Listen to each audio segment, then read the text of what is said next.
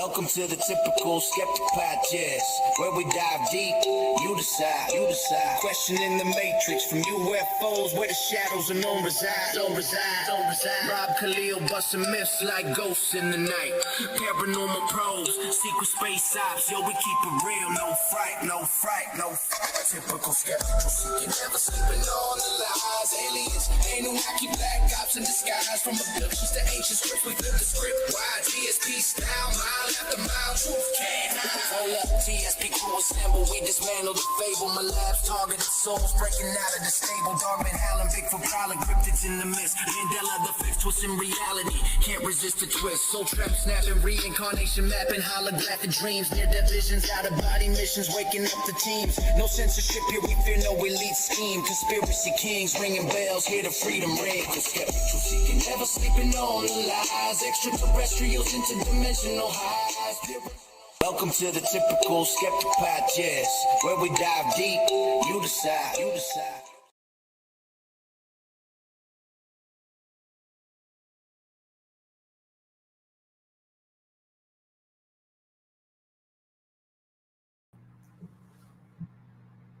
Hello, everybody. How's everybody doing tonight? I'm excited. Everybody's here. I got to get this banner down. Someone put the banner up. Someone's messing with my thing here. I did not put that up. I don't know how to get that. That does not belong there. Like, let me see if I can get that. No, that's not it. Anyway, how do I get this out of here? Let me see if I can. Anyway, I hope everybody's having a good night tonight, and we have an amazing show. I was referring to the logo up in the top corner of my screen. Like, obviously I'm not doing that. Someone's messing with my StreamYard, so I don't know. Anyway, it says TSP, so that's all that matters. So anyway, guys, tonight we're going to be getting into something amazing, and I can't wait for you guys to call in and hear what you guys have to say about this. Let me just make it clear. Like, what we're going to do tonight is we're going to do a regular call-in show. We're going to do a regular just call-in show where you guys can call in and talk about anything. But what I really want to focus on tonight is this MallWorld phenomena. Now, let me Bell had the phenomena going on right now, but this MallWorld is really something interesting, and I'm hoping we get a lot of good callers tonight. And before let me just read what I wrote. I wrote, a viral astral journey is sweeping the internet. MallWorld, a strange collective dreamscape where thousands claim to visit the same infinite shopping mall during sleep or altered states. Are these shared dreams of a glitch in the matrix, a parallel astral realm? Or is it something the reptilians are doing to us, or is it a demonic overlay? People see like endless toilets and endless like rows of malls, and then it's just bizarre. Or is this a new layer of collective consciousness opening up before our eyes? Join me as we dive deep into the bizarre phenomenon known as the MallWorld, and we open up the phone lines to you guys. I want to hear your stories tonight. Now you don't have to call and talk about MallWorld. You can talk about anything.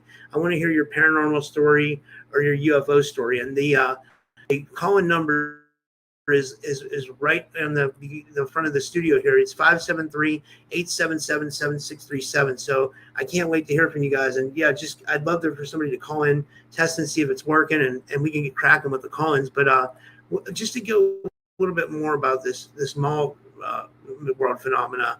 By the way, we were also going to talk about UFO and Paranormal Encounters tonight, targeting and MK Ultra style experiences, secret space program memories, Astral and Dreamworld crossovers. Nothing is off limits. You can call in and you help us map the unseen worlds humanity is just beginning to remember. And again, the call-in number is 573-877-7637. And we got open lines cracking all night. So I hope you guys light up the lines. And that's what makes it good when you guys call in and tell your stories. So and then let's do a little bit of background research on MallWorld, and then we'll get into some of your comments. MallWorld refers to a recurring dream or astral experience motif where people report being in very similar environments, large indoor malls or mall-like spaces, or liminal public retail, airport spaces, often with odd architecture, endless corridors, staircases, food courts, One article describes a growing number of people online are bonding over recurring dreams that is set in a surreal mall world. An elaborate, often maze-like dreamscape resembling indoor malls, thousands claim to visit the same locations in their dreams. The phenomena is discussed in online communities on Reddit, subreddit, at the r/MallWorld community. I should have posted there tonight, but I didn't because they probably wouldn't let me post. But I mean, some writers describe the term MallWorld as a shorthand for a category of dream spaces.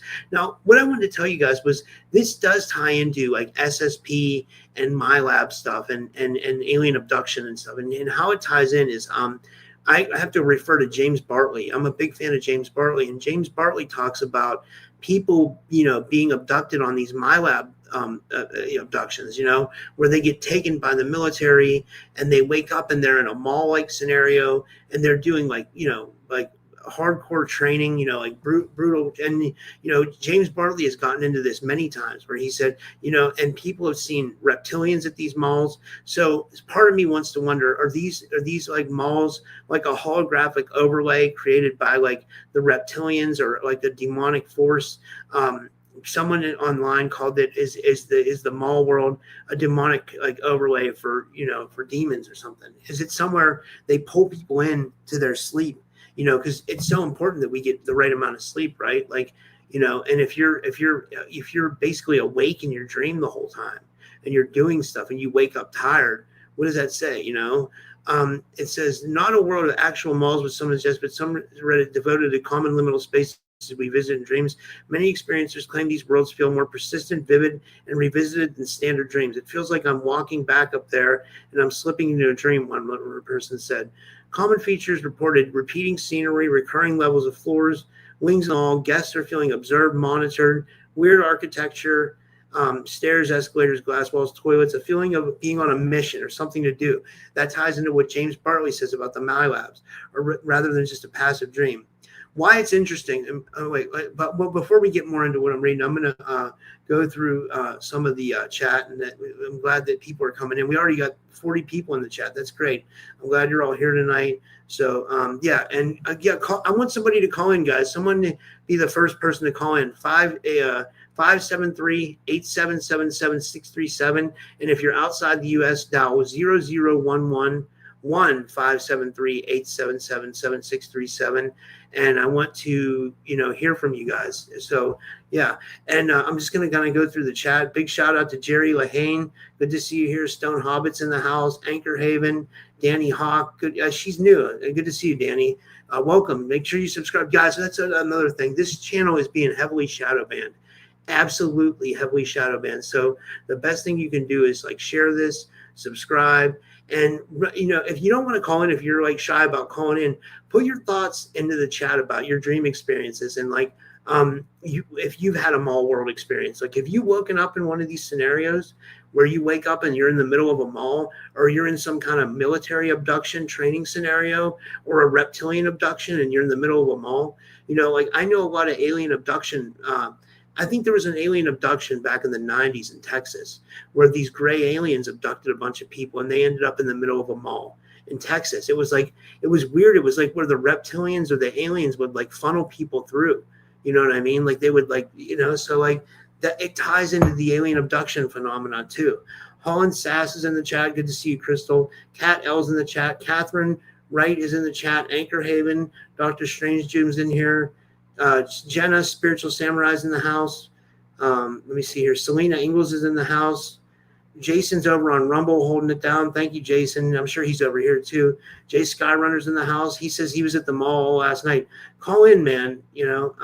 Jason shared the call-in line. Here it is again, guys. Oh, we got 2 calls already. So I'm going to keep finishing going on. Trisha Hammock's in the house. Kat L. And anybody I forgot to mention, I'm so glad you're here. We're going to have a blast. This is going to be a fun night. And this is all you guys, So here we go. We'll take the first caller. Hello, you're live on the air with the Typical Skeptic podcast. Who's calling, please? This is Catherine. Robert, it's Catherine. Hey, Catherine, how are you? Good. When we were talking last week, you said you were going to have a call-in show, so I just happened to come across you before I was going to zone out for meditation, so this is great. Yeah.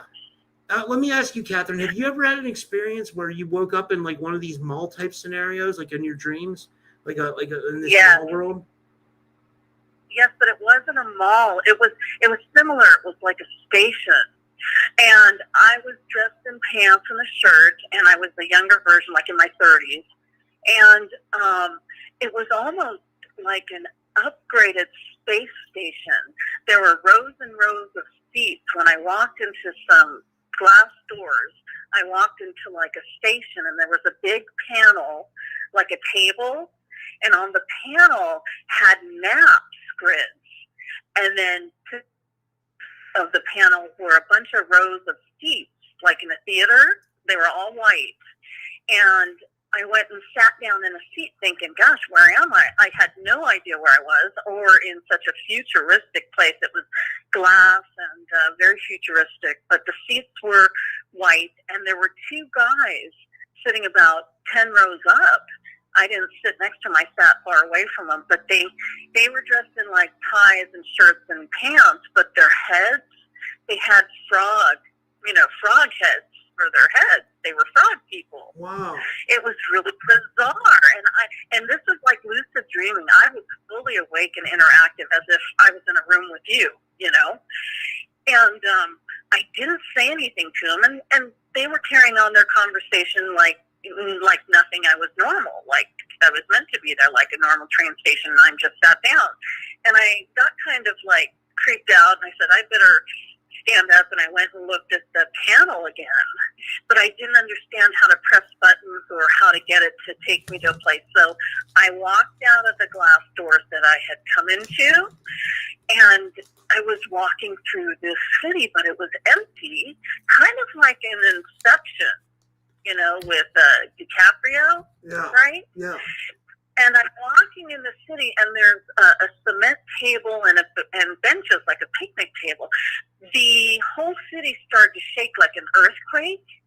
So I jumped under the table with cement, and I stood under the table while the earthquake was happening.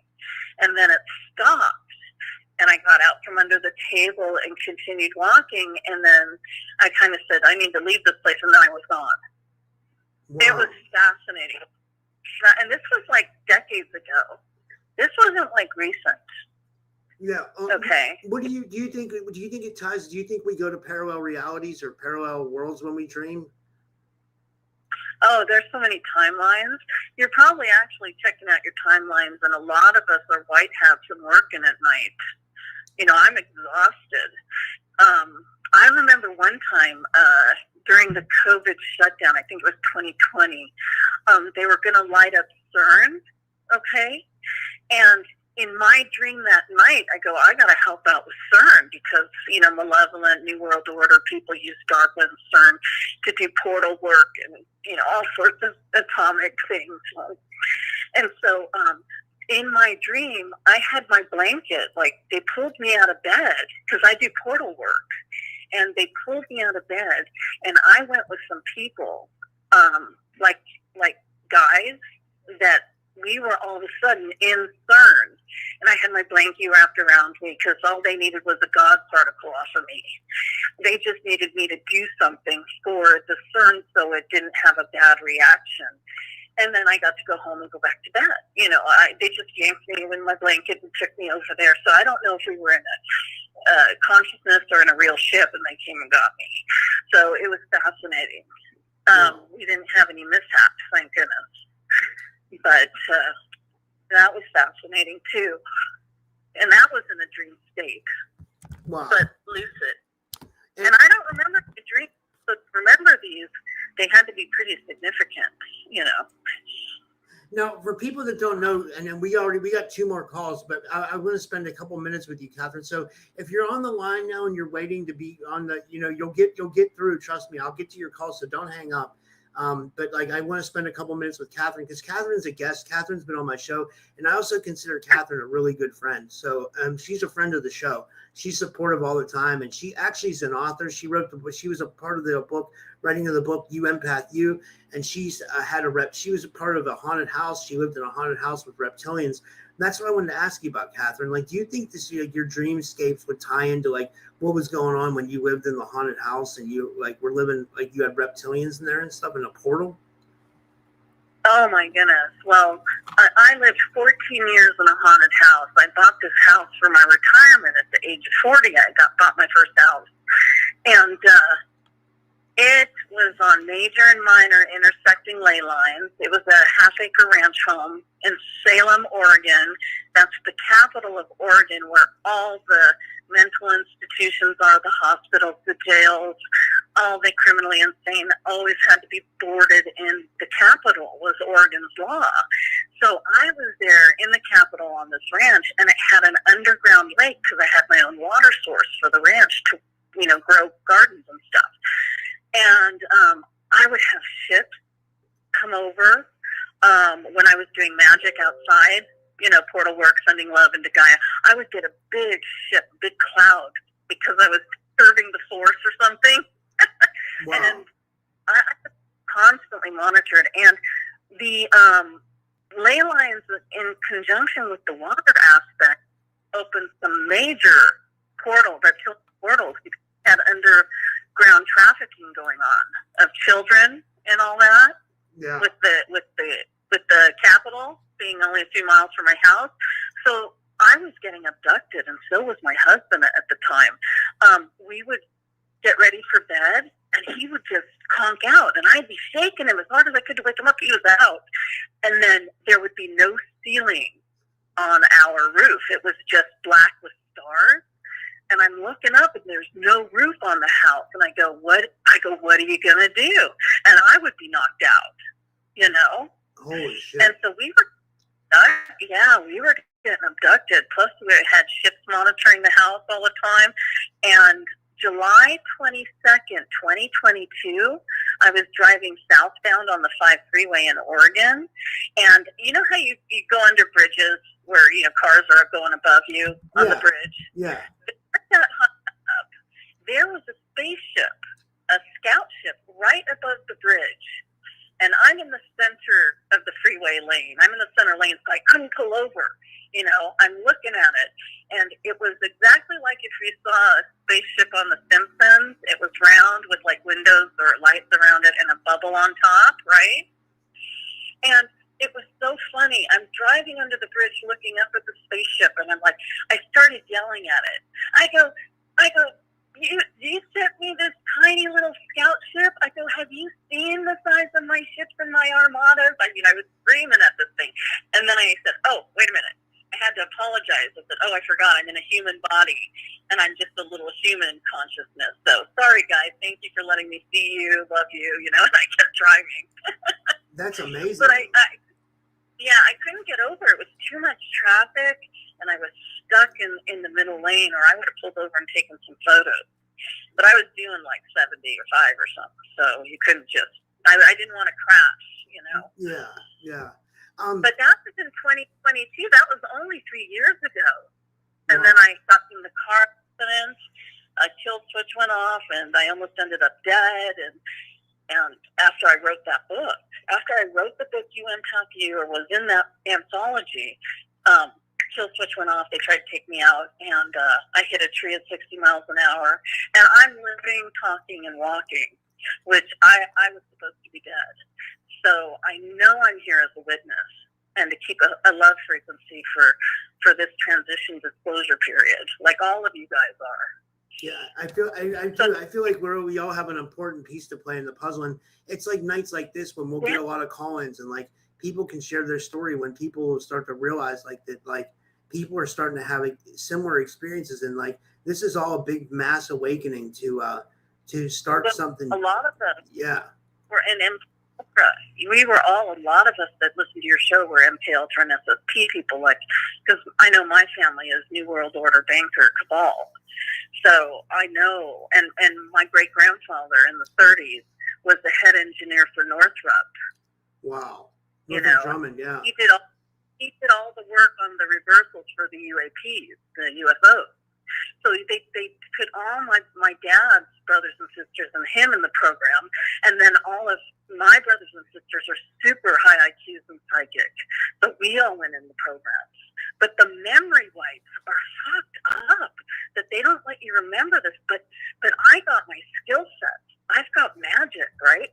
From MKLs for programs and doing portal work and working with crystals and reading minds and telepathic and telekinetic. And so you have all of those skill sets, but you just can't remember them. Now, I work with spirits, and galactics. So they teach me how to hive mind, how to microwave people's brain stems, how to do all this stuff. As a matter of fact, they put some agents in the empty house next door to my house where I live. They put a family in there with 2 kids, and they've been there about a week or two. And I'm out on the patio meditating and stuff. And so I thought if they were agents, I would telepathically threaten them. So I did. I telepathically threatened them, and they never came back. Wow, that's insane. Yeah, so I targeted them as agents, and only agents could have heard me, because they were put there to keep. The same thing happened when I bought my new house in Oregon.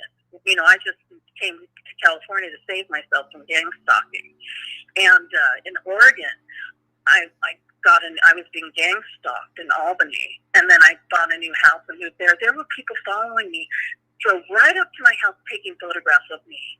They didn't care if I Yeah. It's really screwed for people that are being targeted and being followed, and shot at. And so my heart goes out to all of your listeners. And I better let someone else take this. Yeah, we'll go take another call. But I love you, Catherine. I consider you a really good friend. And thank you so much for calling in and kicking it off tonight.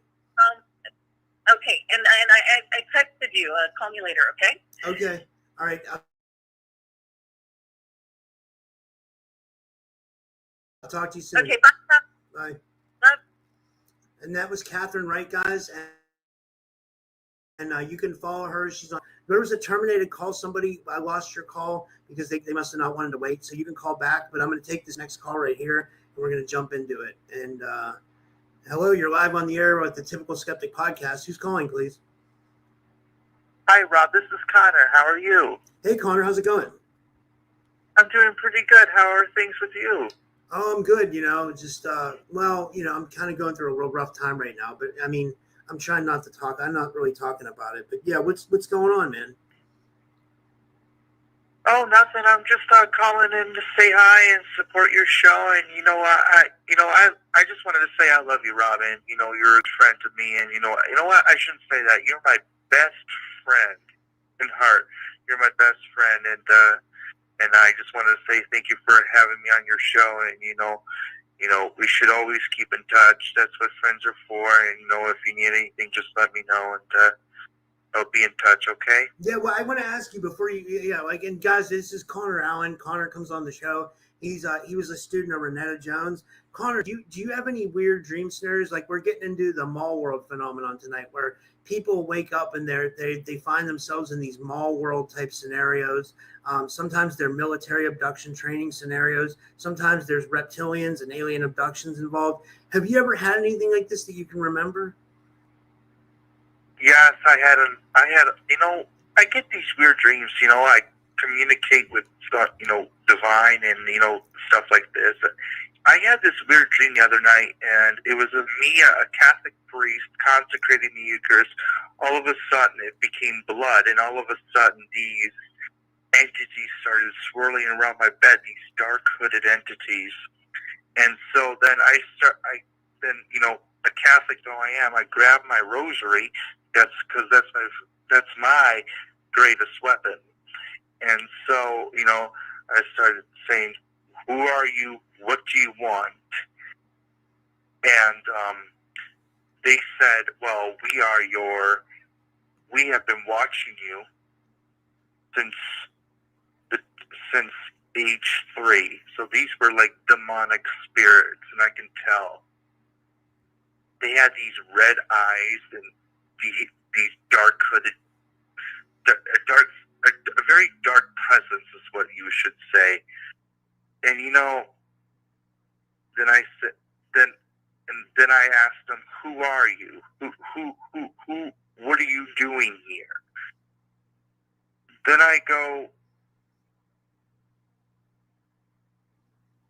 they go and say, "We are Beelzebub and Ezeroth." Now, I know that in Christian tradition that these are fallen angels. So, then I started to grab the rosary and say, "I rebuke you in the name of Christ." Then they go away. And then I fall back to sleep. Wow. Then I started getting nightmares again. And so, I've been having nightmares a lot when bad entities come in my room. I could feel their presence. Do you feel like you ever go to? Do you ever feel like you go to another reality when you dream? Yes, I go to this other world. I dream of apocalyptic destruction, like a true nightmare. I mean, I dream of plague. Like when I'm filled with demonic entities, I dream of like weird things going on, and I'm like, I can't. I'm trying to wake up from it, and I can't. And it's just I was like frightened a few times when I was dreaming about this. In my dream, the sky was all blood red, and meteors come down from the sky, destroying buildings, destroying everything. Armies slaying people in the streets. I mean, it was just terrible. I couldn't even wake up from it. And that's every time so that's when I came to the conclusion, every time I have a nightmare, there are demonic entities coming in. And the good thing is, I haven't had a single nightmare since aged 18. So at least 4 to 5 years ago, I haven't had a nightmare since. I started becoming positive. I started having good intentions. I started praying, and also I started getting my harmonic energies to the earth. I started walking barefoot, not on cement, but on grass, green grass. I even started doing meditations.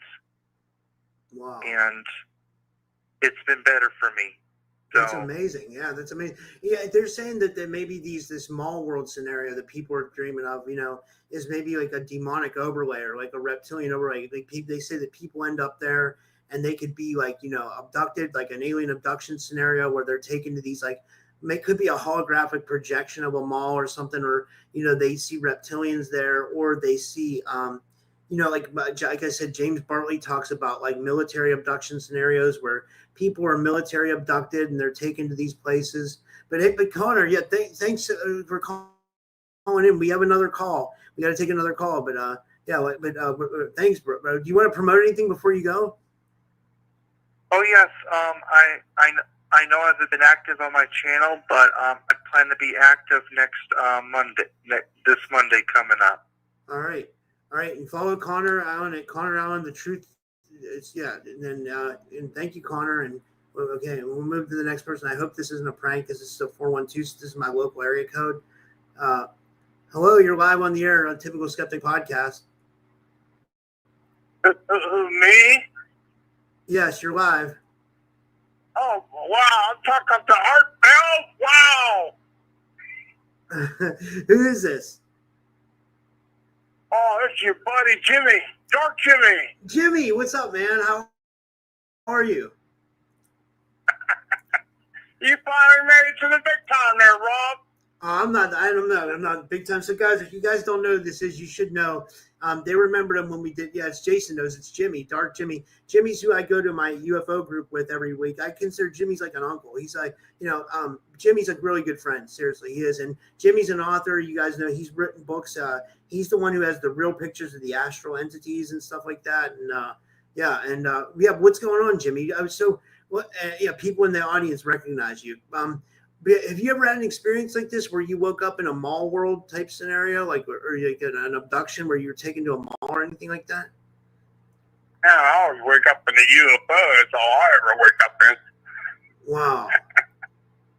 Yeah. Yeah, I'm usually woken up with a bunch of aliens standing around me looking at me. How long have you been being taken for? I've been. It's been all my life, Rob. Yeah. I do astral projections and all that. Yeah. How long have you been astral projecting for? When I astral project I usually astral project the spirit world. When I'm in the spirit world, there's UFOs flying around all around me. Wow, that's amazing. Yeah. Yeah. What can I tell you? Hey, it's darkjimmy.com, www.darkjimmy.com. All right. Yeah, you guys give Jimmy a follow, and thank you, Jimmy, for calling in. Love you, dude. And we're going to move to the next call. And that was Dark Jimmy, guys. And keep him coming, guys. Keep lighting up the phone lines. I want people to call in, but I want to hear people's MallWorld experiences. I do want to try to keep on that, but you don't have to. You can tell me about any experience, but I do want to try to see if people have these MallWorld experiences. And the next call, hello, you're live on the air with the Typical Skeptic podcast. Who's calling? This is Ray. Hey, Ray. Nice to meet you. How are you? I'm good. Since 2019, I have traveled half of the Earth, basically, not this Earth, but some other type of Earth with a different layout.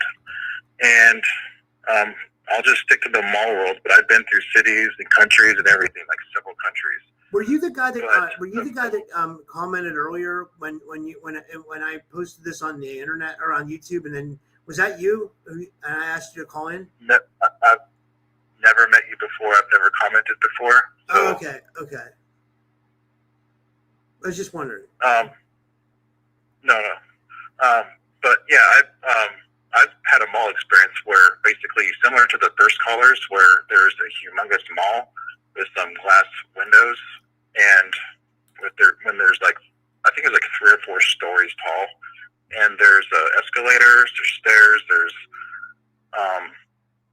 been throughout this mall, and every store and walking around stores and different stories of it, and even through ductwork.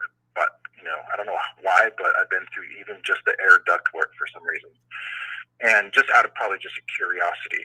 I've literally traveled this everywhere in this mall that you could possibly go, and besides the mall is an airport near the airport, where I've actually went to the airport, and I've had to catch a flight from there too. But can I ask you a question? Yeah, do you think this is like a holographic overlay, or do you think it's just an astral world that people travel to, or what's your take on it? My feeling is that either I have a really good imagination, or I don't even know how I come up with this on my own, because the detail, I have so much detail still in my mind about how all this looks. It's either I have a really good imagination, or it's some other place far away. That's what I think. Like another world, like we're at, like when we dream, maybe we have access to other worlds. I always think that because I don't know if you listen to my show up, but I'll just tell you. So I have these dreams where like I'll go to sleep for like 5 or 6 hours, but then I'll be lucid in the dream, and it feels like I'm there for months at a time. Like it feels like I'm gone for months, and in this dream I'm like milking cows and building barns, or it'll be a scenario where I'm like a bad guy and I'm getting chased by drug dealers or killers, or like I'm being like a human and I'm being hunted for game, and it feels like these are real realities that I'm stepping into. And then it feels like I'm gone for a long period of time, but then I wake up and it's only been like 5 hours. Exactly. And since 2019, I have had these resumes where I've resumed where I left off at my previous stream. And I've just literally traveled half of the world, basically, through several countries and got to experience how long, like, say, a car drive takes from one country to another or one state to another. It takes hours. And I had to live through that, the dream through that. And it's unbelievably how it's just been such a long period of time it took to travel. But I've got to experience so many different places, and I remember everything very well. So, where else? yeah, it was fun. Overall, I had a really good, fun experience. Nothing evil, nothing bad. It's just been like a fun vacation, essentially, just traveling everywhere. Have you saw like places like Egypt and like the stuff like I'll just name anything like the Northern Lights, Egypt, Nothing, stuff no, like that? Yeah, nothing like that's on Earth. No, that we have here. We have here. Everything over there was different. It has trees that are very similar, the same, I think. But that's the only thing I think is the same as the trees. And let's say the mall was like something that could be built here, but it's nothing like I've ever experienced in real life. It's like it was completely made up, like a different architecture. The buildings were different. The people I met were different clothing. The people I've talked to, but it's very similar. It's like a parallel world. It's very similar to ours, but people are just have different cultures or different something. So things are just different. Do you see different colors too? Or is it like different? Is it like more psychedelic? No. Yeah. No, I dream like in colors as well. So everything, the colors are like very similar here. It's just similar in my dream as they are here. So all the colors are like the same. Wow, that's amazing. Wow.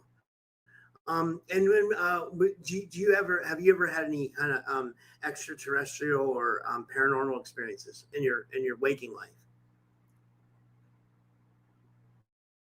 When I was highly religious, yes, but when I became an atheist, no. And now I'm kind of at the point in my life where I'm back into it's a whole subject that I have to get into, but I'm back into believing in God again. And just because I had to work out a lot of issues in my life. But true that, man. I know what that's. I feel like that's. But I would say that religion has influenced that part of my mind to where I would have believed in stuff like that. But it doesn't. I don't think of that day to day, so it doesn't really bother me at all. Yeah, I hear what you're. I'm sorry. I really agree with you that, like you said, you had to work through some stuff. I feel like we all have to do that, right? It seems like that's like the part of this game or whatever it is, this reality we're in. It seems like whether it's a matrix, whether it's a simulation, whether it's a learning school, whether it's something made by God, whether it's a hologram, I don't know. I'm kind of like neutral on like all the theories, I just kind of want to experience stuff and like, I'm going to want to put it out there for everybody and let the people decide what they think, but like, yeah. What do you think of what this reality is? And do you think it's like a holographic or a simulation or something like that? It could just be a personal experience because how everyone's story is a little different. It could just be something that's meant for that person only, is what I think, and what makes sense to them. Yeah. What I felt really helped me in my journey through life, or dream life, I guess you could say, it helped me in real life. And just as I was going through, changes and how and my perceptions and how I view the world and myself, just trying to learn about myself. Yeah. So yeah, overall, it's been helpful for me. Yeah, I've been having these weird dreams lately. I'll just tell you. I don't know what I thought of this real quick. Is that I've been having dreams where I win a lot of money, and then I wake up and there's no money. I mean, I have money. I'm not broke, but like it's like you dream that you win a lot of money, then you wake up and it's not there. And it's almost like, geez, man, I wish I could like manifest that whatever's happened in that dream. Like if I could somehow pull that into this reality, like you know what I mean? Like, or maybe that's a sign. Maybe I'm gonna win big or something sooner. I don't know. Like, do you think dreams can be precognitive as well? I've never like something from nothing in my dreams, as if looking through eyes I can't really see myself, like, what clothes I'm wearing, but it's me living life. And I've been through cities. I've talked to people. Saw situations on the streets that are happening. I've been so many places, just like you would in real life, and nothing was just. I don't feel like anything was just like kind of generated. Like I was able to conjure up something that I wanted.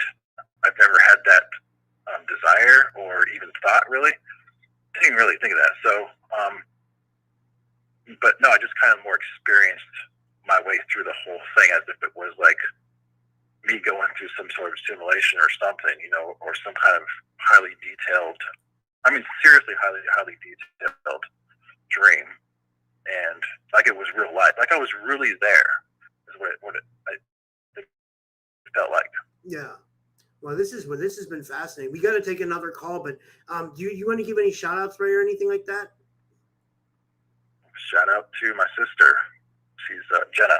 Oh my God, you're Jenna's. Oh my God, your sister's awesome. I didn't know you were Jenna. I had a feeling you might have been, but I'm a real good friend of your sister. She's amazing. She is. She's really cool. Oh, great. Okay. Well, thank you so much for calling, and thank you so much for tuning in. And yeah, it's really nice to meet you. Yes, sir. All right, take care. All right, you too. And guys, if you know Jenna from the chat, like Spiritual Samurai, we're about to take the next call, but that's her brother. So yeah, and hey Jenna, I see Jenna's in the chat. I'll put her avatar right here. There she is. There she is. And she's actually, I got to give a shout out to Jenna. Jenna was the idea. She was the one person who told me to do this topic tonight. She said that I should do the MallWorld, and I thought it was a good idea. I thought it really was. Now that they blacked out the comments for me, so we'll take another call here. And let me see here. Hello, you're live on the Typical Skeptic podcast. Who's calling, please? Hello, this is Emily. Can you hear me? Yeah, nice to meet you. How are you? Hey, Rob. Oh, my goodness.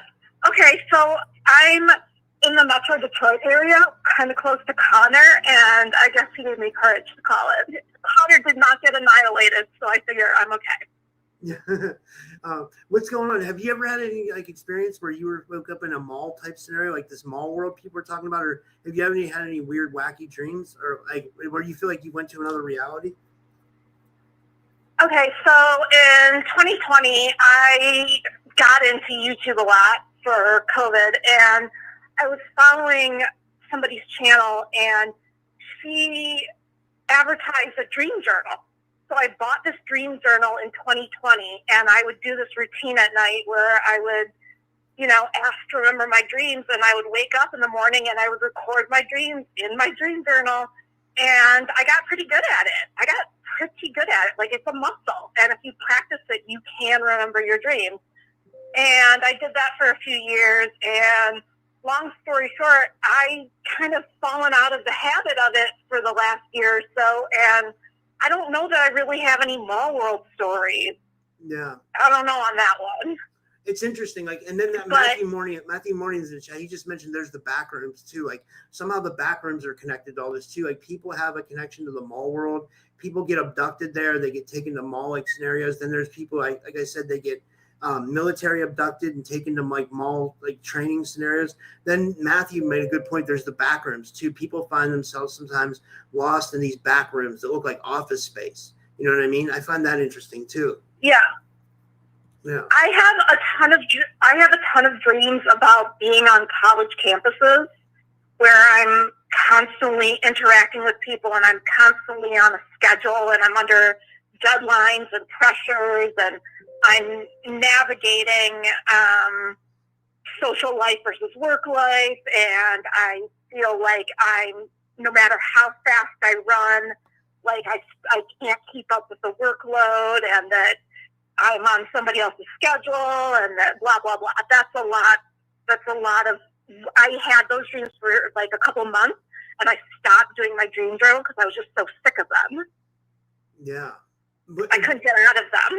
What were I was you- like, what I were you- cannot dream about college one more time at all. Well, no, what's weird about that is I don't know if you heard me tell you in my last guest, like I have these dreams where I'll go to like different scenarios, like where I'll be like building barns and stuff like that, and like it feels like I'm gone for like months at a time, and I wake up it's only been like 5 hours. You know, like did you ever experience anything like that where you feel like you know you're gone for like existing in this other reality for a long time?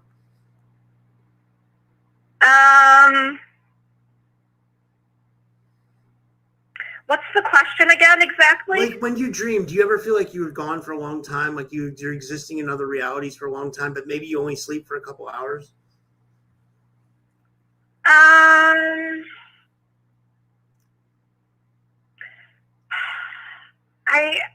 think I could probably say yes, but that's not the gist of my dreams. My dreams are more like trying to get lucid in them and trying to control things. Like there's this one channel named Aurora Phoenix Rising Light or something. Rising She for does Phoenix. like Yeah, I know a lot of girls who trained under her. My friend Maya trained under her. Laura Eisenhower. I like that girl, Rising Aurora. Yeah. Yes. I have a couple of her books. She's blown my mind about a bunch of things. I think she's fascinating. So in some of her podcasts, she'll be like, time is elastic. Right now, I've decided that for this podcast, for this next hour, I'm going to slow down time. And she's like, okay, boom, it's done. And she's like, I've slowed down time for everyone here, and you're going to experience this as like 2 or 3 hours or whatever. And she's like, I can also do it the other way where I can speed up time. And so in my dreams, based on that suggestion, I would be like, okay, I'm going to sleep for 8 hours, but I want to see if I can get like 20 hours of work done in this 8-hour dreamscape or something. Or I'll sometimes feel like the reverse happens where I get short-shifted and I get screwed over. And I'm like, wait a second, I slept for 10 hours, but I wake up feeling tired and I only got 2 hours of dream work done. I need to do something different. Yeah. Wow, that's interesting. Yeah. And what's amazing though, to kind of, before we take the next call, it's like you've been able to kind of document all this. You went deep into your dream journals, and you've really been able to become, lucid in a lot of these dreams, and like, and feel your way around and stuff. If you practice something, you get better at it. Another fascinating thing is I started meeting people from YouTube in my dreams. That's so. Hilarious. For That's instance, amazing. Yeah, this is really weird. So I follow this channel called Amanda Ellis, who's like this spiritual teacher in the UK. Yeah, I like Amanda Ellis. And, cool, yeah. And she would be like, I was teaching in YouTube last night. Did any of you remember meeting up with me? And I would look at my dream journal and be like, oh yeah, I remember meeting up with Amanda Ellis. I remember all the people there. I remember everything that she taught us in dreams. And it's wild. Like, she would say it on her YouTube channel and be like, yeah, I was there last night. I remember. I recorded it. I absolutely attended that session, that learning session in the dream world. That's amazing. Holy smokes. Wow. Wow. That's amazing. Yeah. Basically, I've spent way too much time on YouTube, and it's been a university, and it's completely influenced my mind, and it's influenced me to do things I would not have thought I would have gotten into. That's cool, though, right? You're an influencer. Yeah. So here we are. Yeah, thank you. Yeah, and thank you so much for calling. I mean, it's really nice to meet you, and I'm so glad that you tune in, and I appreciate every audience member. You guys make the show, so thank you so much. And did you want to give a shout out before I go to the next call? Anybody you'd like to shout out or anything? I'd like to shout out Xennials. You said that you're 45. I'm 40, so like you, and I see all those others who are in the same age group, and I appreciate you. Hell yeah.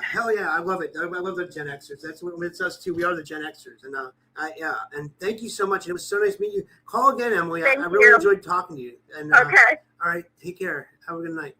Guys, All right, bye-bye. I'm so happy about. We're going to get to the next call in a second, guys. I'm so happy about the calls tonight. We've already had 5 calls and they're going great. You guys are really lighting up the phone lines. Keep it coming, guys. Like call and tell your crazy stories. You know, like anything weird that happened. You know, like, and I don't care what it. You know, like Matthew said in the chat. Matthew Morning said he wants to shout out O.J. Simpson. That's hilarious. Like, shout out to O.J. You know, if you want to do that, you can do that. But I just love the fact that you guys are calling in and, you know, voicing your opinion on stuff and like telling me your weird experiences, you know. And if you have a mall room experience where you woke up on this kind of mall experience, call. If you're listening on Twitter, it's 573-877-7637. And then if you're outside the US, you dial a 0011 and then 1 and then that number. And yeah, we're going to take the next call and here we go. And hello, you're live on the air with James. Hi, who's calling? Candace, Black Unit Griffin. Hey, what's going on, guys? This is Candace, Black Unit Griffin. Nice to see you. How are you? Yeah. So at first I thought you guys were like making fun of me or something because like I know I came on like your stream like a year ago or earlier this year. I think it was earlier this year, and I had weird dreams. Just like what you're like, I didn't know that was a thing. I didn't know if other people had like MallWorld dreams, but I did. I since last year, because I was very skeptical of like the SSP stuff, and so is Mark. Like he doesn't believe it at all.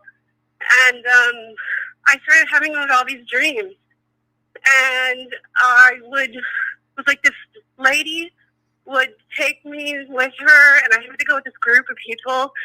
And we had to travel, and there was like all these restrictive things, like you can't do this, you can't behave like that, you can't talk like this, and you have to like act a certain way, and no talking. And we were traveling in a group, and we got into this weird craft thing that at first I thought was like a jet plane, like an airline, but it wasn't.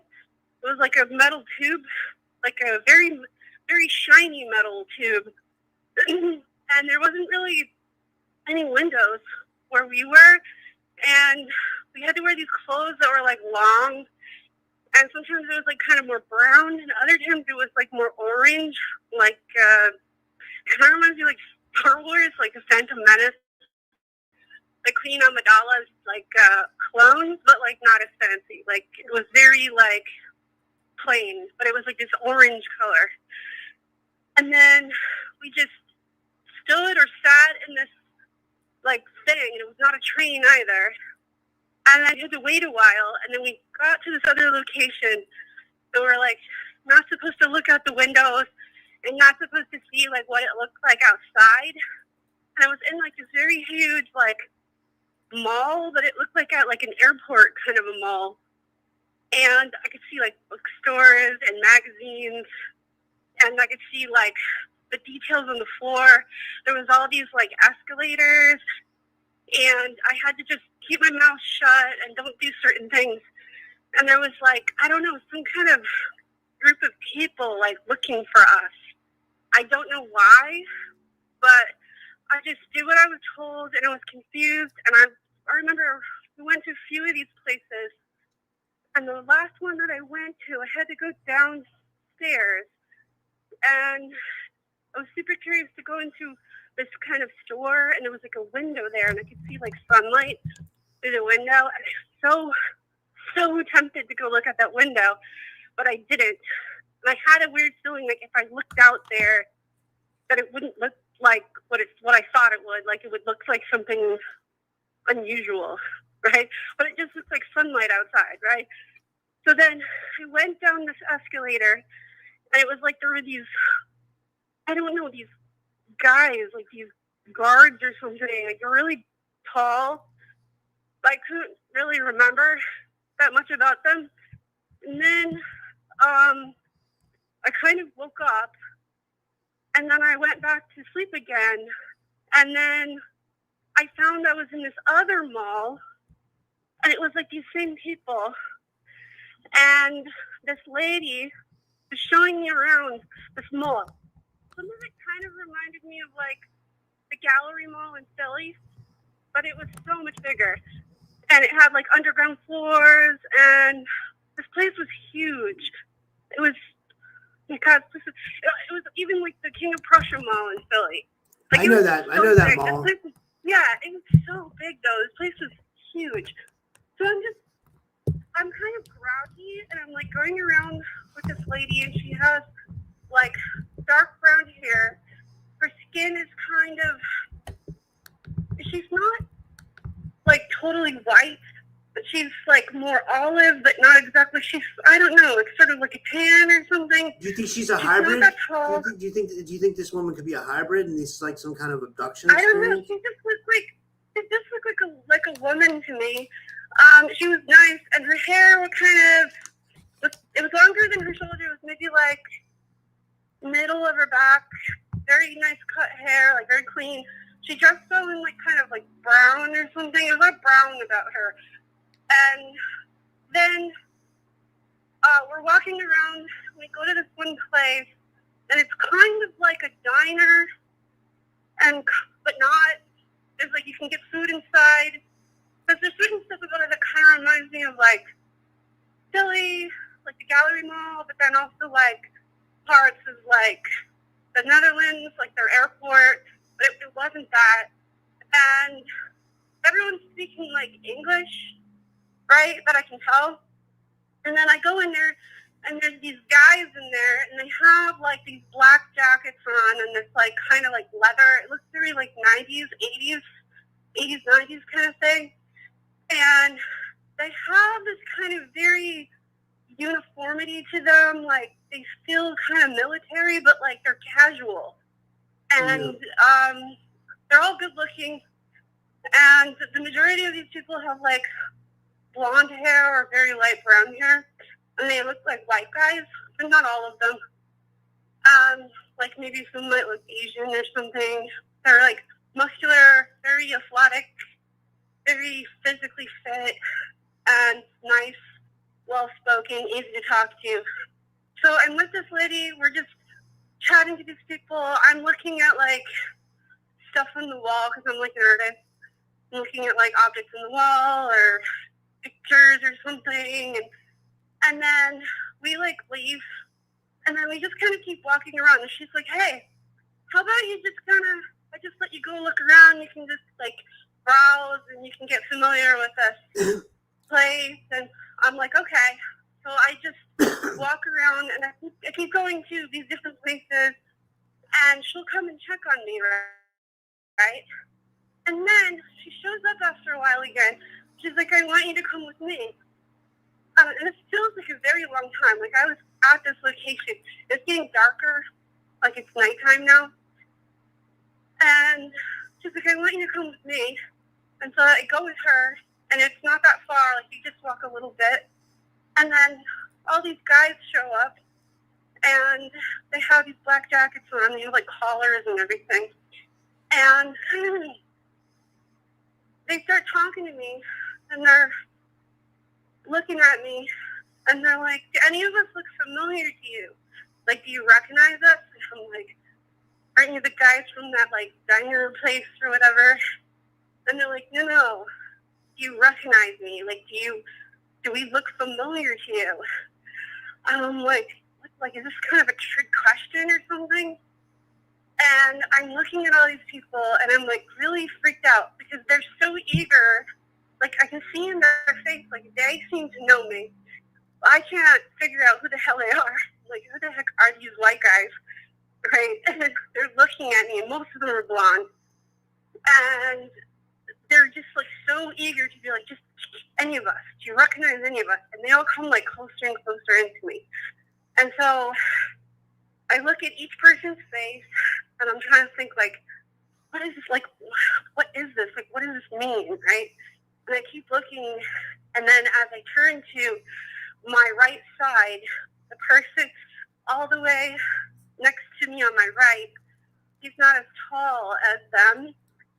He has like black hair, and as soon as I look at this guy's face, I recognize exactly who this guy is. And it's the person that I usually think of as my spirit guide when I was like a New Agey person. And I recognized his face right away. And as soon as I saw his face, I was like, I know exactly who this is. And then I woke up. But that was so real. It was not like a dream. It was absolutely real. I didn't know other people had dreams like that. That was so different. I never had anything like that. But since that time, I've had other dreams with these guys that look like military. Either their jackets are black, very dark blue, like navy blue. A lot of times they have like bluish hair. They look very like 80s, 90s hair. It looks a lot like Robotech or Macross.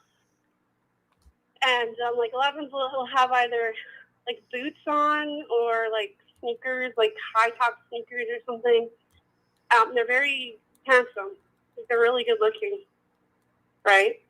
I had a recent one, like in September, I think. I wrote a bunch of these down too, and I don't know. Like I'm talking to this guy, and I can talk to these people like verbally, like from their mouth, like with words. But the more I start to have these dreams with these guys, it's like we're not necessarily speaking with words anymore. Like it's just like mind to mind telepathy or something. Like I just think something and they think back to me and back and forth, and I can think like very fast. And there's also things like humor. Like there's more to it than just sound and feeling and thought. Like there's more to it. I don't know how to explain it. Like I can feel like the difference in different people.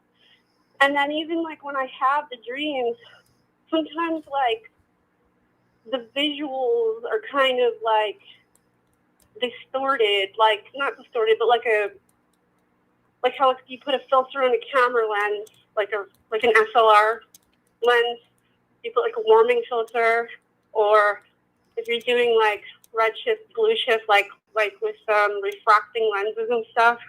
I saw that, and it's funny because the last one that I had, I don't know what this guy's name is, but he had a very distinct look. He was very beautiful. Like he had this very like, I don't know, like he's very like Alexander the Great, kind of very Roman, Greco-Roman look, but he was super modern. He had super modern hair, very light brown blonde hair, and he wanted to know my thoughts on things, like whatever it was that he was talking to me about. He valued my opinion. He valued my assessment of things. He wanted to know like what I thought. Like I wasn't just some nobody to him. And he also had this like sense of humor. So there was like this banter between myself and this person. But I've had a number of these kinds of dreams where military people show up, or military life, and they talk about things like, they call something jumping. I don't know what that means. But in one dream, I literally was with a guy, and he's like, let's jump out this plane. And I'm like, okay. So I jumped out of the plane with this guy. And that was the dream. Yeah. That's but yeah, I've amazing. definitely been to these mall things. I've also had, like, where I'm on college campuses and different types of college campuses, and they all have a distinct look. And I've been there, each one multiple times, including night school, like where it's nighttime. That happens a lot. Lately, so this month, October, and since the end of September, I keep having where it's like I'm being, I don't know, it's like I'm learning something or being taught something. And when I'm asleep, it's this very real, like, sensory experience. And then when I wake up, it just like blanks out of my mind, like it's voided out of my mind. But there's times throughout the day, on certain days, where something will happen and it will remind me, like jog some of my memory of what I saw. Sometimes it's almost like watching them, like, you know, when you start a job and you have like you watch those video tutorials or like those onboarding kind of things, or like back in the day, like if you worked at like a corporation, like a movie theater or a department store, they'd make you sit down and watch some VHS tape. But instead of it being like a shitty quality like VHS tape, it would like be very real, but it would have a lot of symbolic imagery, like how a tutorial video for a corporation would work. And I saw some kind of video, and it was almost like intel, like intelligence stuff. I don't know, kind of weird, about some lady and her past and what these certain things meant. And I don't remember much of it at all, but I remembered that fragment of it. I don't know why.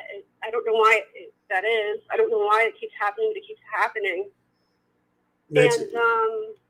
The more I started to advance in my, because I studied, like, I practice gateway process tapes now, and also, like, silver method, and I do them both.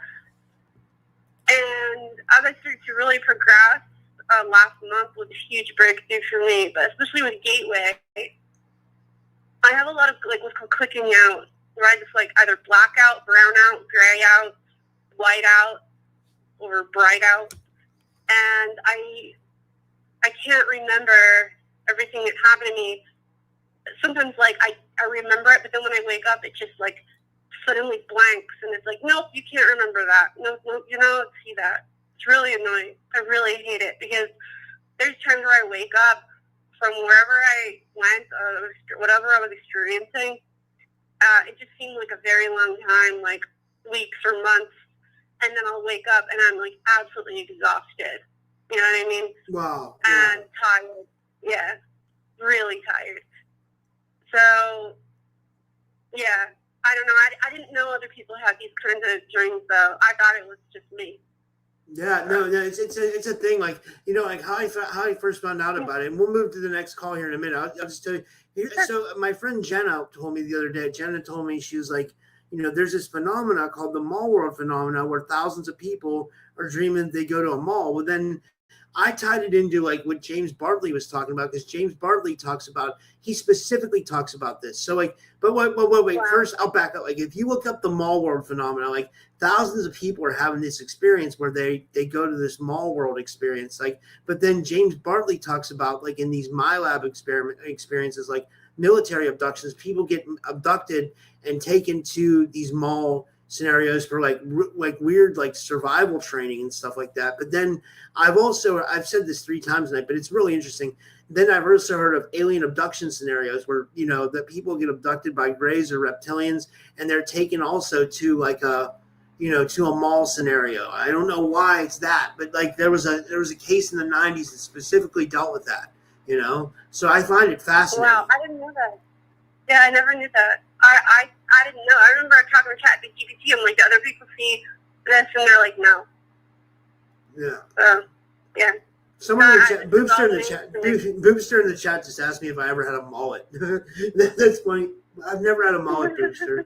But yeah, I guess. Did you want to give a shout out or anything, Candace, before we go on to the next call? Yeah, Heather's channel, the Subtle Realms. I like to see what she puts up. I don't know if she's in the chat or not this time, but she just put out a video, like, tonight, I think. That's cool. And then are you still doing, before we go, are you still doing reality transurfing? Are you still trying to, like, manipulate reality? Yeah, so reality transurfing is one thing that's, like, the New Zealand stuff. I do actually use some of his techniques, actually. And then there's reality shifting, which is, like, you move your mind, your consciousness to another world that you can create or whatever. I actually have shifted a number of times this year, but it was not the place I was trying to go to, which is kind of baffling to me. And then my friend died, and he'll take me to, like, different worlds. So whenever he does that, I just go, because he's my friend, and I just like hanging out with him. Yeah, that's cool. Yeah. Well, thanks so much for calling in, Candace. And yeah, and guys, this was Candace Black Unit Griffin, and we'll move to the next call. Oh, I dropped this call, but I lost the last call. So whoever just tried calling, you can call back. Like, and the number is 573-877-7637. And we've had some amazing calls tonight, guys. I think we've had 6 calls tonight so far. I mean, that's crazy. You guys are really lighting up the phones. And again, you guys can call about anything. And maybe I'll get into a little bit of the chat and see what you guys are saying in the chat. Melly says, because they have a Halloweeny. What's she mean? It's funny. She's wait, I'll go back. Let me see here. we'll go through some of the chat. And yeah, I'd love that if you can, more of you guys call in. And if you want to call in internationally, Elizabeth, it sounds like you have some really interesting experiences. I'd love to hear from you if you would call in, but we can just go through the chat too. We've been going about an hour, but I was going to go for 3 hours, guys. I was going to go for a long time. Jason or Selena, you guys can call in. Actually, guys, I'm going to go take a leak real quick. I gotta pee really bad. So I'll be back in like 2 seconds. If somebody, just talk amongst yourselves in the chat and stuff. I'll be right back.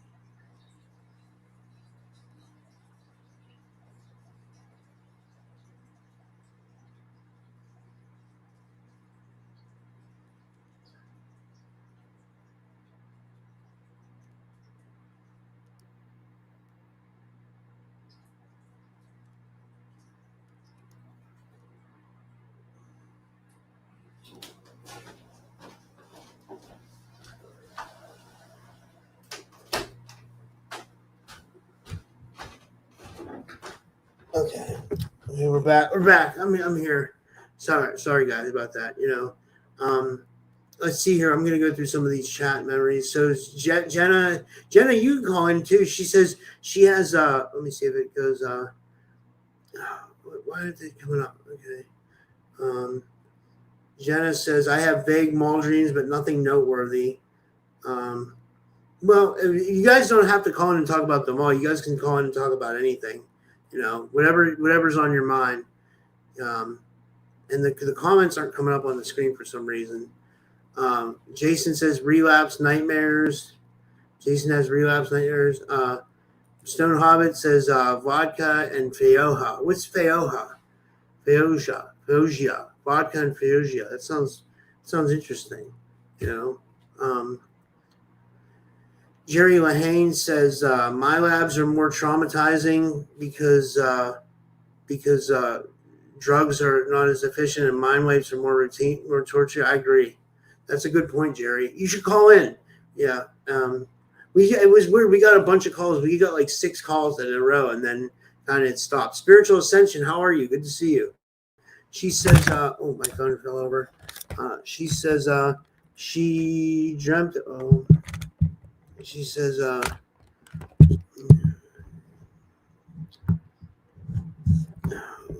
isn't this coming up? Wow. The comments are really flying. Oh, we have a call. Here we go. All right, let me see here. Hello, you're live on the air on the Typical Skeptic podcast. Hey, Rob. It's Bryson. But, family and friends call me Steven. What's up? Hey, man. How's it going? It's going. Unfortunately, I don't have any, mall overlay dreams, but I do believe that a lot of dreams are shared experiences in which we all have some kind of something happening in our subconscious, in which we are sharing some kind of moment. I don't know if it's a moment experience or memories. I think of the best way I can give a figurative example of it, like how when Whitley Strieber wrote Communion and have, the photo of the gray alien on it, and all of a sudden everybody started having memories of their experience with gray aliens. But for me, dreams are very powerful. I feel like, like last night I had both sleep paralysis in which I hear somebody entering my room, open my door. I've had experiences where I say they, I don't even know what they are. like, coming onto my bed, feeling like the physical pressure of, like, the bed moving in a way. But at the same time, it then went into a lucid dream, and by the end of it, I was getting stuck in the back by, like, drumsticks. And when I say drumsticks, I mean, like, physical sticks that would look like drumsticks, where all of a sudden, I feel like back pain, and I wake up just for, like, 5 seconds afterwards. I feel like, oh gosh, my back hurts. But I don't have the experience of, like, the mall overlay, but I also understand that the shared experiences that we all have through something of the subconscious of our dreams is a very shared experience where, and we don't, most people don't talk about, dreams to their friends and family, to the people that they know. And, we're all, like, on our spiritual journey, but, we wouldn't be here on your video, your live stream, if we weren't all sharing some kind of experience at the same time, if that makes any sense. Yeah, I agree. I feel like everybody's here for a purpose, like, and they, everybody has a common interest. Like, I bet you most people in the audience have had, like, like really strange dreams where they feel like they went to another reality, like for real. Right. It's not random. It's not random in that sense. Like, in some way, we've all shared, like, some kind of subconscious, maybe it's not a link, but when I say that, I mean that in some way we're accessing a different part of the consciousness of being linked in some way. Yeah.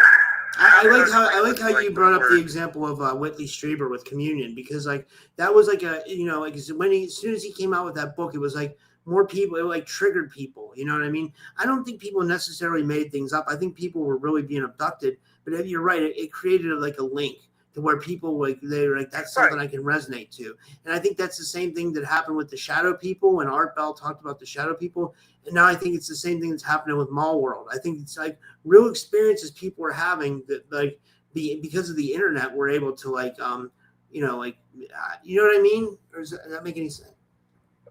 Yeah, no, yes. Like, let's say there's the shared sleep demons. So, there is the Hat Man, or in my experience, and only my experience, I've had the old hag. I've had the old hag too. Since Sorry. I was at least, since I was 7 years old, and I had first watched the movie The Wizard of Oz, and I'm sleeping. I'm 7 years old. I'm on a school field trip. We go to a field, and I walk off from the group, and there is a wooden, like, think of a cellar, the opening to a cellar, and I go into the cellar, and next thing you know, I'm meeting the Wicked Witch of the West, and I have several experiences with her over my life, not just the Wicked Witch of the West, but I mean, I can even say, like, within the last month, I've had somebody open up my door, because I keep my door closed when I go to sleep, and it's a woman just sitting there staring at me, but it's in my subconscious.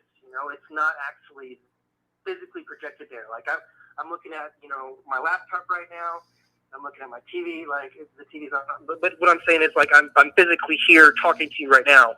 But it feels so real inside of the dream of my subconscious that I'm seeing a woman stare at me from my, let's say 10, 15 feet away from where my bed is, where the door is. And it's happened so often that it feels like a persistent entity that almost follows me.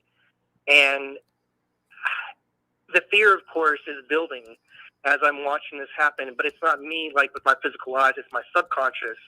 It's the dream itself. It's not there, but it's so real that, like, I can hear the breathing. I can hear the footsteps go along my bedroom floor. It's, I mean, I've had instances where I can feel as though, like, a physical body is entering the bed with me. I mean, if that makes any sense. Wow. Like, but it's not real. Well, I mean, that's what I was gonna say. Do you think, like, we go to other realities, like in the dreams? Do you feel like it is real in a sense? Like, or some experiences are real? Well, the thing is, I feel the physical pain. Like, one time I had a dream where, like, I stepped on glass. I've stepped on glass too many times to count. More than a couple handfuls, like, more than 10 times. And those things, like, I feel it. Like, I actually feel the physical pain of stepping on glass. Just like last night, I had, a lucid dream that by the end of it, I was being poked in the back with, like, basically drumsticks. If that makes any sense, where, like, I can feel the physical, but it's not real. Yeah. It's not real life. It's not what we and I are talking about right now. It is completely within the mind. And the mind recreates those memories inside of our dreams, which is what scares me the most, because whether or not the subconscious is accessing the realities and whether or not the subconscious itself is just recreating memories in order for us to experience them inside of our brains while we are asleep, I can't say. Like, I'm not versed enough on the subject to whether or not, the belief of it is what creates what is the psychological pain or psychological pleasure, or if it's just memories being played over in your head again and again of what you've experienced in actual real waking life. Yeah. I think what's weird is I think I've told this before. I interviewed this guy who was he did near death experiences in comas, and he said people in comas would have like this weird, like they would have like horrific nightmare scenes play over and over and over again while they were like trapped in this coma, which I'm like, oh my God, that would be horrible. Like I couldn't even imagine that. You know what I mean? Like that would be like, I don't know. Right, because you're both awake and sometimes asleep. You're still there. It's like, I think it's called locked-in syndrome, in which your brain is fully functional, but the body and the signals being sent down to the appendages of just saying like, yes, I'm still alive, but at the same time they're experiencing traumatic events over and over and over and over again. But at the same time, I can't say, because the brain is such it's so complex that we are only 120, 50 years into like just having understanding of what's going on in the brain. Yeah. And this idea that, for at least 4 to 8 hours, give or take, when everybody has like different sleep schedules every night. And, I've read about a story about a guy from Vietnam who says he hasn't slept since 1962. I got it brought up here because I was everything about dreaming, sleeping. I was like looking back up, and I had heard this story. His name's like Thai Ngoc, Thai, last name Ngoc, Ngoc. He says he hasn't slept since 1962. I mean, and even then, like, I've also heard that the only person that's ever, like, the longest a person has lived without sleeping was like 17 days or so. Well, but I mean, the idea that, like, every night we experience this realm of both reality, but at the same time it's not real, that's what, ponders me the most, to ask the questions of, like, what's going on, I mean, this is something that we all experience. Like, it's a shared experience. Sleeping is clearly a shared experience that we all have to, you can say endure or, labor through. Like every, nighttime falls, melatonin starts to produce in the brain. You start having feelings of like, I need to go to sleep. Second the sun comes up, serotonin starts being produced, and like all these like neurotransmitters, hormones. It's all beyond my understanding. Like the more I research about it, the more I'm still confused. It's just but this overlay of like the mall land. Like, I haven't experienced that personally myself, but I have experienced, it's called, like, the back spaces or liminal spaces, in which you're in, like, say you're in an office building where there are no windows. Yeah, Matthew Morgan. Down the hallway to a new room. Matthew Morgan talks about that a lot, and it was funny when we were at the Full Disclosure Now conference. We were trying to get to, and Matthew remember this. We were trying to get to. There was a big group of us. We were trying to get to like another spot in the hotel for the conference, and we got lost in like the back rooms. You know what I mean? So like they even have them, physically, but they seem to be like the back rooms seem to be like this like other dimensional space you can get lost in, you know? Oh, absolutely. And the thing is, even from the own subconscious of going there in, let's say, a dream, it's not so much of the stimuli of what's going on from, be it other, I call them figments of the mind. When I say that, I mean, in dreams, like, I have experienced dreams with people that I recognize, but then most of my dreams are people that are completely unrecognizable, like that.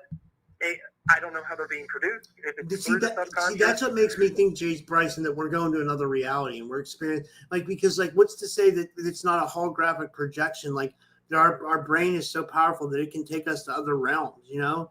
And what if this realm isn't real? You know? Like, yeah. Right. We're going to sleep, and maybe our sleep is somebody else's waking, and say somebody else. Maybe that's a multiverse reality of someone else's, say someone else, our own, like, a different timeline, or someone it's trippy, that is connected to us. That's what I mean. Like this, this whole thing trips me out. It really does. It's like, well, hey, I wanted to say, like, did you want to give any shout outs before we move to the next caller? And, like, thanks for calling in, man. This was really a good call. It was interesting. No, just east of the Rockies. You're calling in to Coast to Coast AM. That dude, I gotta say that. Yeah, that Matthew said I gotta say that. I should say that. I don't know why. I wish I could know where people are calling from so I could say east of the Rockies. But it doesn't tell me. So, you know. But yeah. I mean, my code is Colorado Springs, technically east of the Rockies, but I'm in North Carolina, northwest North Carolina. How's everything in North Carolina? Like, are things getting better there since the havoc from last year from the hurricane? Yeah, I mean, they've rebuilt the roads to take I-40. I-40 is, it goes all the way from Wilmington, North Carolina on the coast to Bakersfield, California. I think it's like 2,400 I spent a lot of time anyway, I was just going to tell you, I spent a lot of time in Wilmington. I used to go there a lot. I used to go to the Outer Banks a lot. But a lot of time in, like, Topsail Beach and Wrightsville Beach and Carolina Beach. I know they're all right by each other there, right? Yeah. I mean, you told me you did a lot of surfing down in that area. Pretty good place to go. But yeah, man, I just wanted to call in, keep the conversation moving. Yeah, but that's good that they're rebuilding North Carolina. That's amazing. Hopefully they don't get anything this year. But this so far it's been, like, pretty calm, right? Yeah, I mean, they said 1 in 1,000-year event from Hurricane Helene. Yeah. But regardless of that, everything got a lot better after January 2025.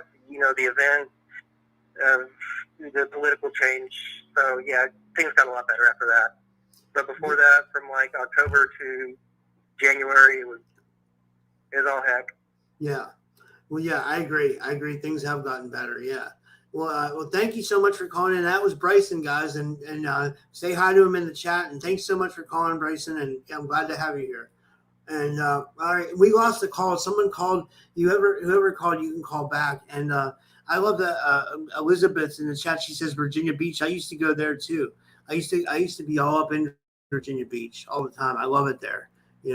What cracked me up is one time I was at a strip club in Virginia Beach, and the girl told me, she said they shut down the whole town if they get a couple inches of snow. I was like, shit, man. I was like, up in Pittsburgh, like here, man, like people drive to work when there's like a foot of snow on the ground. There's people spinning out on the highways and shit. It gets crazy, man. Like winter here is no joke. Like I mean, people literally drive to work in like horrible conditions, like, and people literally are spinning around in circles from the ice on the highways and stuff like that. There's always wrecks and stuff. It's like, because people got to get to work, you know what I mean? And like a lot of times their bosses are assholes and they won't. I don't know what made me bring that up. It just made me think of the wintertime and the conditions, probably because we're coming into that here soon, but and how was everybody's fall so far? Like, how's everybody, is everybody having a good fall? And like fall's usually a good time for me, but I'm going through a little bit of shit right now. But I mean, I'm still actually really motivated about like life and stuff like that. So yeah. Booster says same in Seattle, they shut down. Yeah. Let's see here. Oh, Andrea, hey, good to see you. I haven't seen you in a while. Andrea Hayes in the audience. I like Andrea. She says, I want to know more about where we go if we don't go towards the light when we die. You can call in, Andrea. And guys, if you want to call in, I'd love to hear from you. Anyone can call. The phone number is, again, I'm trying to put it back up. It's 573-877-7637. We're going to take some more calls because we've only been going an hour and a half.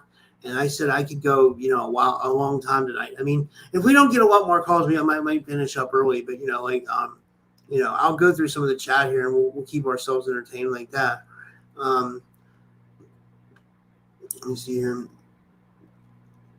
Oh, Stone Hobbit's in the chat. Stone Hobbit, I'd love it if you called in, if you could get it to work from International. She says, White Room Dreams, where it's like a waiting room. Then I see others coming to view. I have a code space name waiting for another white roomer to catch up. That's fascinating. I wonder why that is. I wonder if you're having MyLab experiences. I bet you would be having MyLab experiences. Kitsalio has a question. He says, can you have both false memory and then trauma on top of it? That's an interesting question. I'm sure somebody could, but usually, like trauma is associated with a real memory. I don't think you can. I don't think people could have trauma from a false memory, or maybe they could. Maybe they can manifest that. Stone Hobbit says night terrors, dimensional accessing. I'm behind in the chat, guys. I'm kind of catching up. So Stone Hobbit says she can't call in from here. It can only Zoom, restream, or stream. Let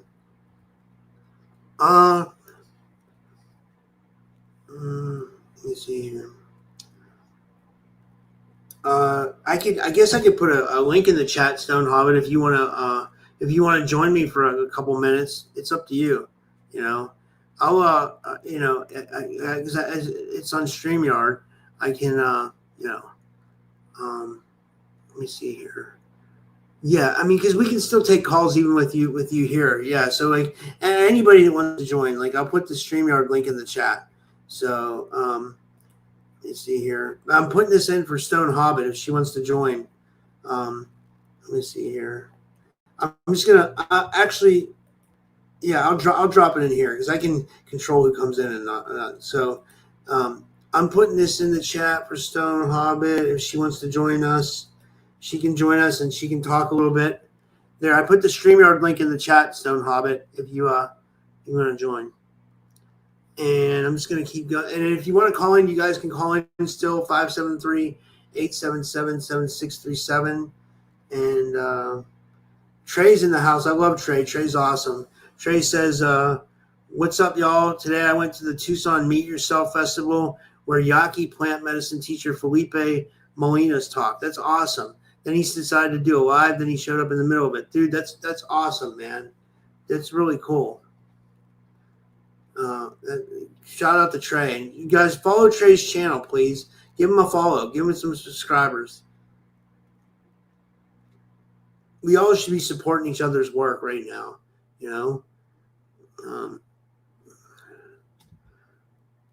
Melly says, write the traumas down. Let me see here. She says, write the traumas down so you can go over them later and see how you healed. Then pass it on. That's what she plans to do. Oh, guys, we got a guest. Stone Hobbit's here. She's connecting right now. We're going to bring Stone Hobbit in for a little bit and talk to her. Let me just put this out so I can get the call-in number up. And this is a surprise. Let me just put this out. This will be cool. Call-in number up. Is it coming through? This is a surprise. This will be cool. Hey, Stone, how's it going? All right. I can't hear you. Can you hear me? I can hear you now. Yes, I can. Oh, good. Good to see you. How are you? I'm good, thanks. How are you? Sounds good. So what do you want to chat about? Just throw something at me and let's go. Yeah. I was thinking about the dreamscape. What do you know about the dream world? We're talking about this MallWorld that people are experiencing. Have you ever experienced any weird dreams? Where you feel like you're going to other realities, or 100%. James Bell talks about MyLab experiences that deal with that. And what do you think about that stuff? Yeah, I agree with James Bartley. I've been to these different space, not all the same as him. Mine come down to the Zeta Greys and Tall Greys. Mainly, they've shown me how they use a white light energy, and they could. The first time I experienced it, I thought there was like a car coming down the driveway with its high beams on, and then it got to a point where the light just came into the room and it just engulfed the room so much. So I couldn't even see the seams, the roof. I couldn't even see my partner in bed with me next to me. It was just like a white room space. And then they were able to show me something else. This was right after I'd lost my first son.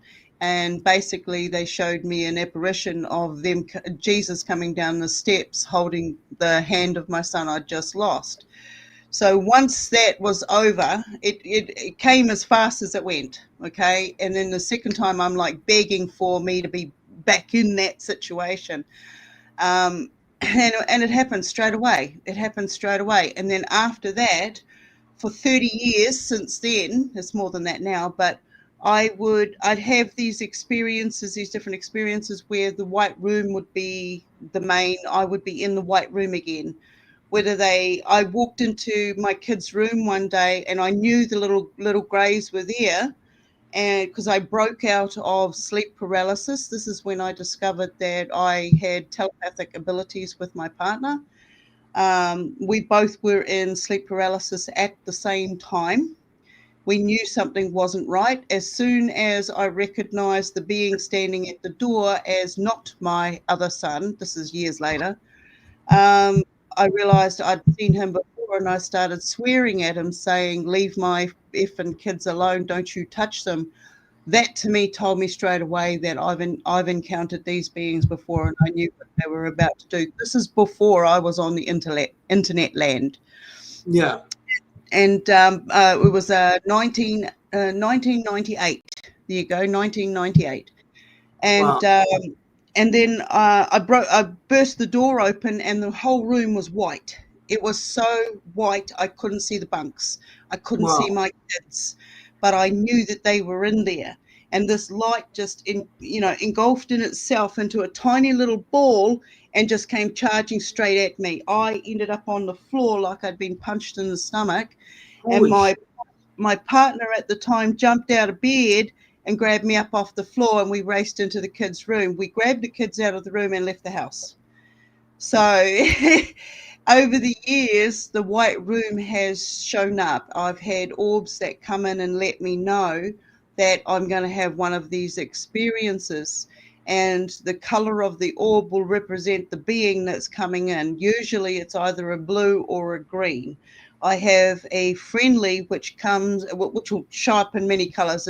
We have a form of communication like the red, amber, green sort of light system, but it has other light systems. It shows me the frequency that people are in, and whether they're well or whether they have a spirit next to them and stuff. I've got tons of footage of this one particular being who follows me around.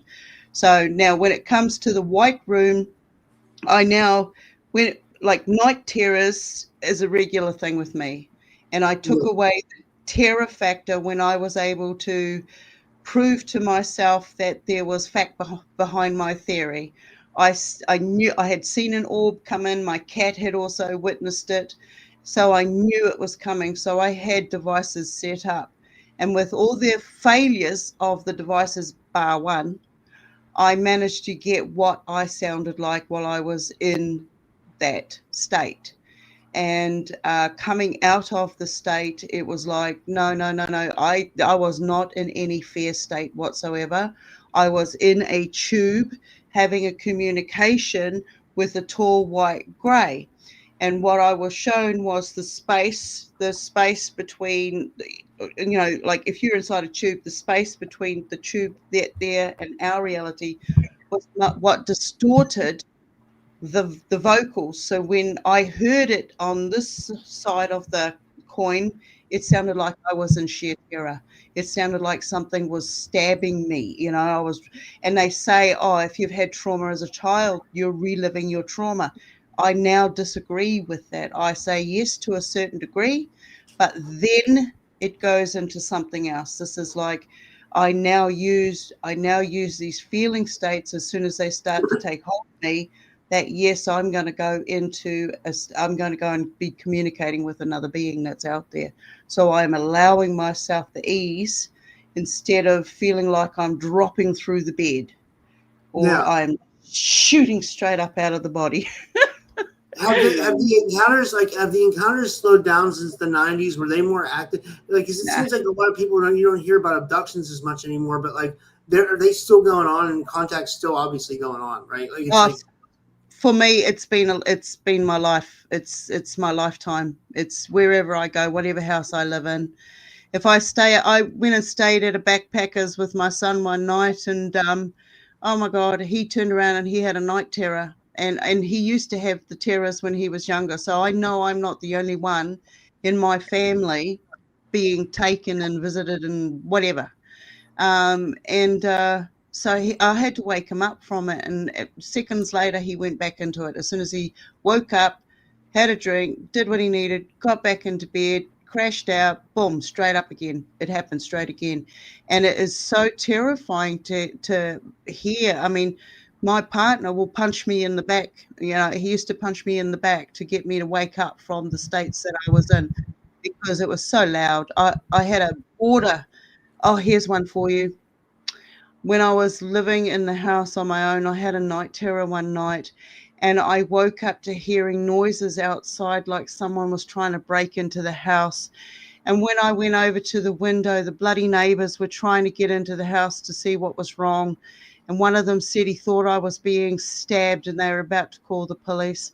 So, you know, holy shit. oh shit, yeah. These things are very real for me.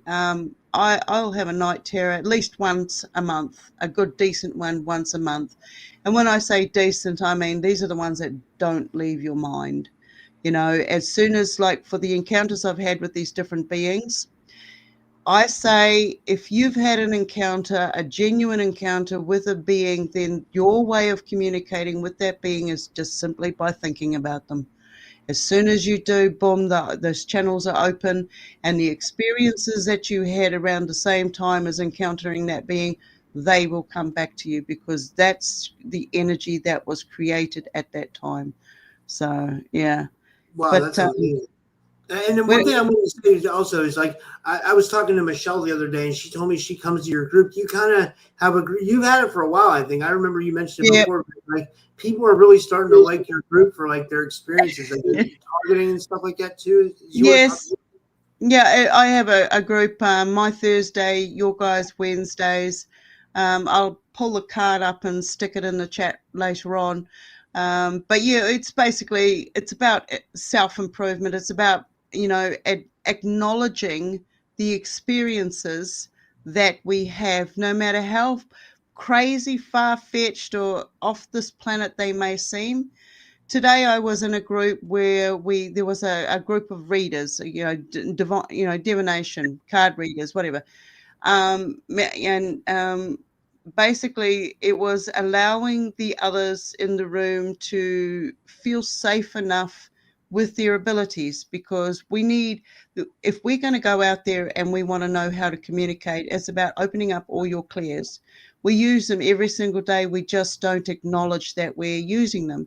Once you start giving acknowledgement to these and your inner self and knowing, oh mate, it just opens up so many areas. And I invite anybody into the room to just come and chat. And basically what I do is I'll set one or two questions at the start. Some people come in and they've got issues. So I say to them, whatever's going on in your head or in your space or whatever right now, by the end of this, these questions are going to be relevant to the situation that you're in, and you've already got the answer to solve it. Right? It's just showing Yeah. you've already got the power. You've already got everything you need is in here. So, yeah. Do you do a lot of like work with helping people clear entities and stuff like that too? Yep, I've been doing this a very long time. I started off seeing beings, and I went through the whole, angels, demons, ghosts, spirits, crazy things, right to different types of aliens, to seeing orbs, and then realizing what I'm looking at is ships and everything else going on. In the early days, I would go and do clearings, and I would move spirits that were stuck in different locations.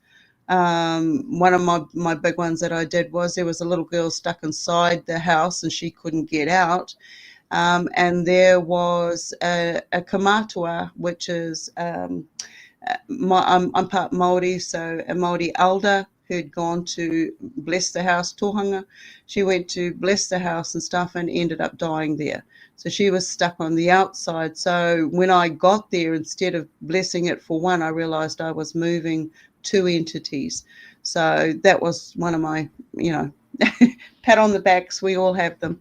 But yes, I've done like I have senses that kick in. I have voices that kick in. I do the messages.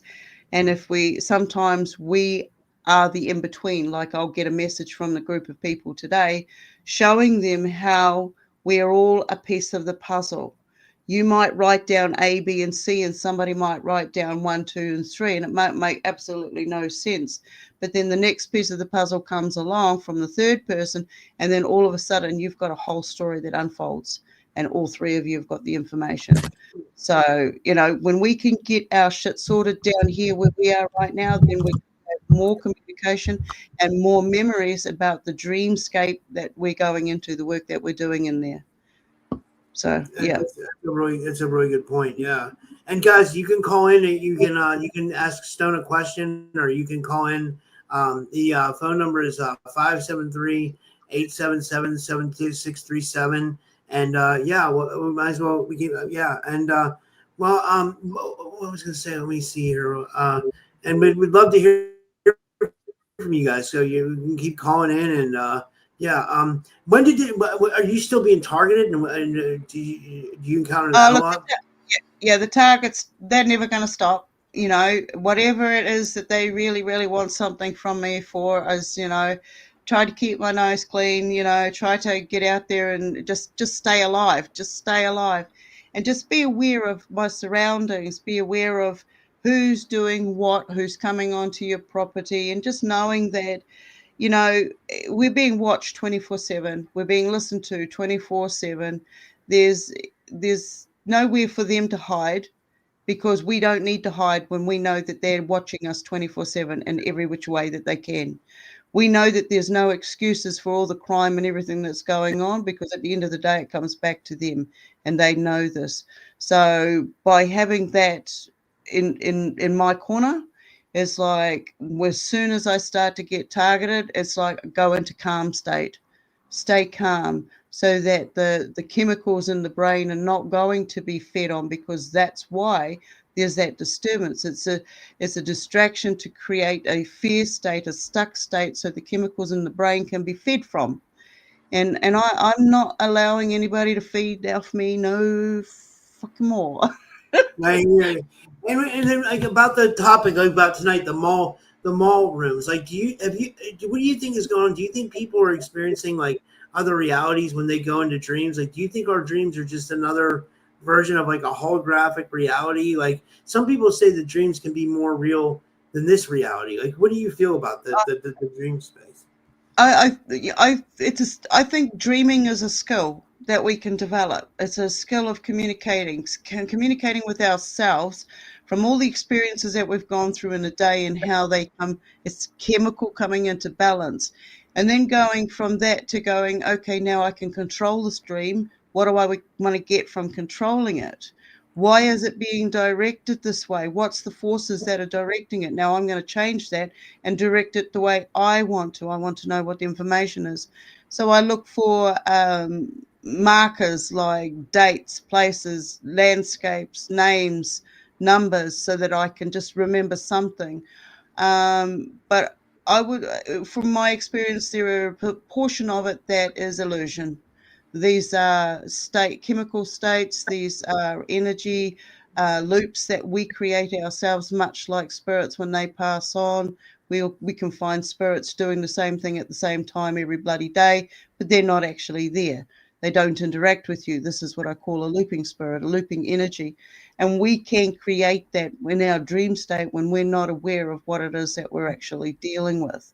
So as soon as we step out of that, we can go, okay, my body is resting, but my spirit, myself, whatever you want to call it, is out there doing a job, either uh, either being taken via my labs and experimented on because you can do certain things in the astral realms, or you're actually out there further on at the at the bases doing work on these bases. So I know that I've woken up more tired. I know I've brought back scars and bruises and burns and all sorts. And in the early days, I used to call it spontaneous stigmata, and that's before I even knew what bloody stigmata was. So, Wow. yeah, I Wow. listen to my dreams and stuff because I've had too much stuff happen in my dream state for me not to be cautious with the information that's been coming in, telling me, hey, look, you got to watch out, or you got to do this today, or yeah. Yeah. That's interesting. Yeah, it sounds like you like evolved like to a higher level of like understanding all this stuff. That's what it seems like. I don't work with understanding because I've taken myself from standing under others' opinions, their theories, their books, it's about understanding who I am, why the hell I'm here, and this is why my journey, why like this. So it's my inner self that I have to take care of. And through that, I found my higher self, I found my inner child. I was able to heal damages that I know I didn't sign up for, regardless of how many tours of duty. Yeah, So yeah. Because you've also been involved in the secret space program too, huh? Like, yeah, I've done my tours. Look, we never stop. We never stop. You could sit down tomorrow and you could write out a whole list of things that you've done. And you don't even realize what planets they are, assigned to. So yeah, deep underground bases, that sort of thing. I lived in the desert in Western Australia. My township got totally and wiped off the map. People said it didn't exist, and it took me nearly 20 years to actually prove that I lived in that location at that time, and I did it. So, and only to find out that there's a secret Chinese underground military base not far from there, about 25 k's. It would be east. If I'm there, it would be west, 25 k's west of the location that I lived in. And you can find it just by looking up Marble Bar, Western Australia. wow. So I've proved to myself different areas like walk-in, like reincarnation, having premonitions and the premonitions coming true, being able to find bodies and bones and bits and pieces. So yeah, Wow, absolutely. this has been fascinating, Stone. Like, I Yep, guess we'll go to the next caller, and and thank you absolutely. for coming on. Like, do you want to give a shot? Do you want to give a shout out and promote anything? And yeah, thank you for Oh, coming. just yeah. The only thing I want to promote is be good to yourself and make good memories, okay? Because at the end of the day, there's only you to give yourself a hug. So enjoy the adventure while you're having it. So I love it. thanks again, Rob, and I'm looking forward to this Halloween party. Oh yeah, you gonna come? Oh, it must be a year since the last one. Yeah, I'm excited about it. Yeah, it'll be fun. Yeah, and guys, and yeah, this is amazing. Yeah, thanks for reminding me of that. Yeah, I haven't been advertising it a lot. I just been, I've been going through some shit. Like I just, I don't know. Yeah, I know, dude. That's life. All right, cheers. I'm out of here. Great. I'll see you then. And guys, that was the amazing Stone Hobbit. Follow her on her channels, and I love Stone Hobbit. She's amazing. She's a frequent guest on this show, and she has amazing experiences. And yeah, I consider her a really good friend. And yeah, we've been going about 2 hours, guys. We're gonna still take a couple more calls if you want to. We can keep going. You know what I mean? If you want to call in, the call-in number is I'll put it in the chat again. It should be up on the screen. It's 573-877-7637. And we've had some amazing calls tonight. We had about 6 or 7 audio calls, and then we had Stone Hobbit live. If you can't join if you can't join the audio and you want to come on and talk on the stream for a little bit, I'll give you a StreamYard link to come on. So we can do that too. And however you guys want to do it, and we'll just keep going through some of the chat here. And I'm really behind on the chat. So, another thing while we're doing this, if you can, guys, support the podcast. Links are in the description. It helps. Even like $1 or $2 goes a long way. It helps support the mission. Right now, it would really help because I'm trying to balance out not being monetized on my audio. Oh, we're back on Spreaker, by the way, too, guys. They said they have to monitor my channel for my podcast for a little bit before they remonetize me. But we are back on Spreaker, and I'll start sharing that soon. And, I thought that was a big move. I wanted to tell you guys about that. But I just from being back on Spreaker, all the audio listens are going back up, So, so hopefully we'll get remonetized on there soon. And, let me see here. We'll go through some of these chat questions or chat. Elizabeth says about the tunnel of light. She says, I heard, don't go to the light, go to the left. That's interesting. I can remark on that, Elizabeth. What I heard was I heard that when I was at the Full Disclosure Now conference, Yemi from the Farsight Institute was talking about the soul trap, and she said when you're starting to be pulled through the light, she says there's astral pockets you can go through the tunnel, and that'll take you to somewhere else. That'll take you to another reality or something like that. Because I'm wondering what's outside of this place. If we are in fact in a simulation and this is in fact a soul trap, what is after this, or what comes after this? If we don't come back here, if we decide not to leave here, Benno from Oz 75 says, beware of the munchkins. That's funny. Good to see you. I love the people from Australia. You guys are all amazing. Australia, New Zealand, we have a lot of people who watch from there. Kitsalile says, do you have to run away in dreams? I don't think you, I guess it depends on the dream. I don't think you have to run away necessarily. But it depends on what are you running from? It could be anything physical to your shadow self. Boopster says, anytime someone brings up the hag, I think of the one in The Shining. Yeah, I used to get old hag experiences. I used to have them really bad when I was a kid, when I was young. I used to have sleep paralysis, and I used to have old hag syndrome. But we're coming up on Halloween season. And Crystal says, Freddy Krueger scared the shizzle out of me. Scary guy from the movie House. I remember that. Yeah. Oh, I remember House, the horror movie House. Holy shit! Wait, I gotta look that up. I remember that for some reason. Hold on, let me look that up. House horror movie. I gotta see this because I used to love old horror movies. I remember House. Holy shit! They had House 2. You guys remember this? It says a Vietnam vet turned horror novelist returns to his boyhood home to find out that it has been invaded by ghouls and ghosts. Guys, you know what we should do? We should. I don't know if you guys would be into this. Maybe Jason, maybe Jason and Selena, since they're in my Discord group. If you guys want to join my Discord group, it's totally free. We're in there hanging out. We're trying to build a family in there. Bryson's the one who started it. So Bryson has total control over it, but it's in my name, the Typical Skeptic Podcast. But what I was saying was we should have a horror movie marathon, an old school horror movie marathon watch party. You can have watch parties in Discord. We should do something like that and get a big group of us together, and we can watch old horror movies like Nightmare on Elm Street, House, Hellraiser, whatever you guys want to watch. You know what I mean? Some of the crazy B movies. We could really put it together, and we could do an all-nighter or something like that. We could just have someone playing the movies all night, and then people could go in and watch them whenever they want. I got to learn how to do. Someone's got to teach me how to do watch parties in Discord, because if I learned how to do that, I'd start doing them all the time. And showing some interesting stuff. Let me see here.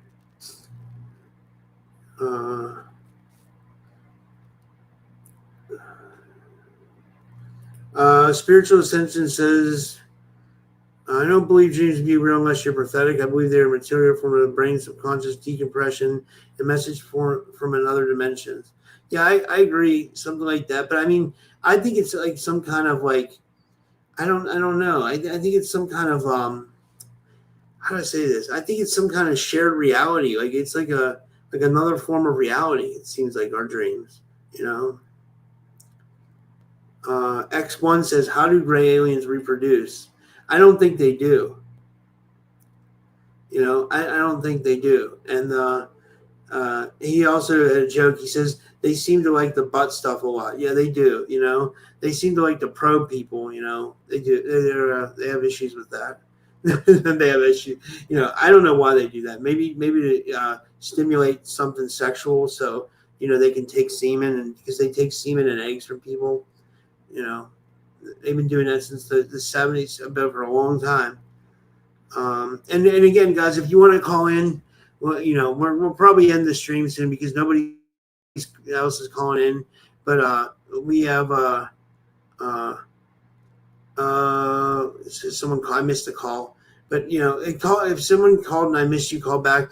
But the call number is 573-877-7637. And Trey says, what do you expect when the movie projector thinks it's a personality, so to speak? The citadel of a little me theory has been disproven. A porous mind is the actual situation or reality. I love that. That's deep.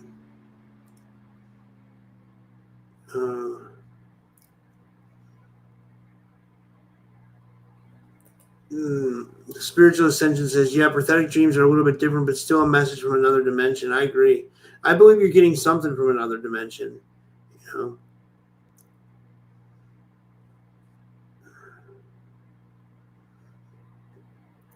If you have any questions for me, you can ask a question. Like, you know,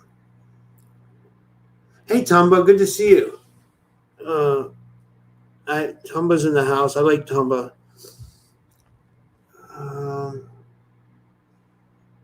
And we get YouTube is very they like they literally yeah, I don't know, they undermine my numbers so much. I know a lot of people are watching, you know, more of this because I see so many different people coming through. Jason says, is deliverance and exorcism the same thing? Basically, I think so. I think deliverance is more like the spiritual version of a Catholic exorcism. You know, I had a deliverance done on me. It was similar to like, you know, an exorcism. Oh, Melly says, I'm your neighbor in Ohio. We got to connect, Melly. I'm in Pennsylvania, so you know, email me. Well, we can link up. You know. X1 says chemtrails have been bad of late. Anybody else? Yeah, I agree. They're always bad. They're always spraying. You know what I mean? They're always spraying. It's like a, you know. I think I'm just gonna end the stream for now because nobody else is calling in. So I'll just say this is your last chance to call in, guys. If anybody else wants to call, we had a good night of calls though. You know, like. So I'm not, you know, it's not a big deal if nobody else calls in because, like, you know, we had a really good night of calls. This was a really successful show.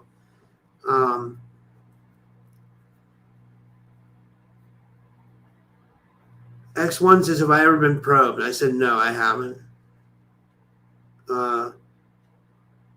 Boopster says,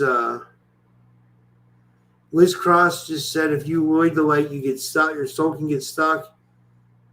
Let me see here. I'll put this comment up.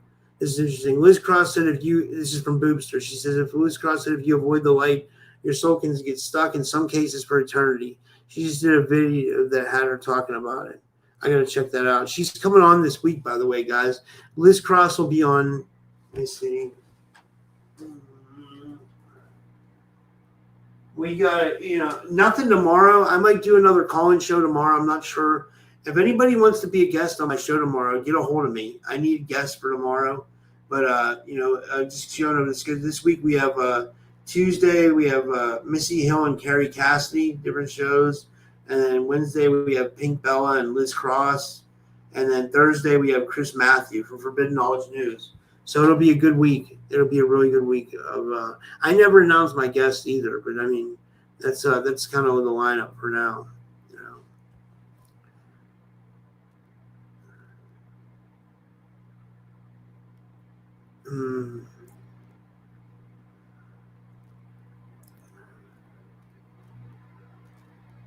I might just do another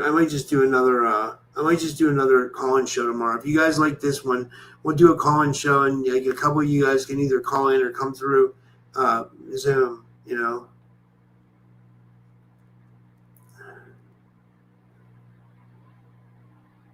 And we'll give people Zoom links too, so they can come in.